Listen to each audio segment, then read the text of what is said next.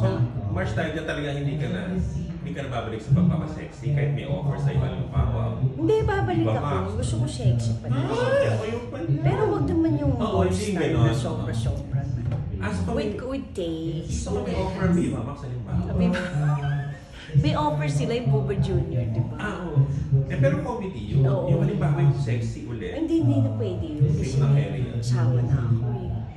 Ay, kumbaga siguro, hindi naman nagsasayang tapos malay mo kung si Brad Pitt ang kapartner ko. Baka hindi na ako mag-BS. Yung local lang naman, sino gusto mong halimbawa pamiliin ka? Si Jisoo. Ano ba yun? Sabi ko, naging sung eh. No? May pagkanasa ka kay Jisoo? Hindi, ngayon ako kasi ang anak ko idol ng mga Korean. Ikaw hindi masyado? Mas ano? Hindi, mas, syempre hindi na ako masyadong nagkaka-crush dahil hindi na uso yun sa edad natin. Yung naman, no? Oh, sa kanya. Sure, may crush ka, tingin ka ng tingin. Hindi kay Jisoo. Ay, lito. Ibang ano, ibang mas...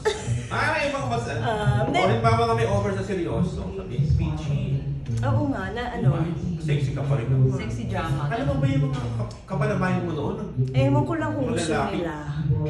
Ayun sila Jay Manalo. Oo, yung meron pa sila Joko Diaz. Oo, ginagawa nila. Mas malala nga sila ngayon. Ganun. Alam ko siya, kita ko si sino ba yun? Si Jay Manalo. Ayun nga daw, nagbe-Viva Max siya. Kaya mo rin kaya? May offer na. Parang puwet lang naman daw yun sa kanya. Ikaw ba?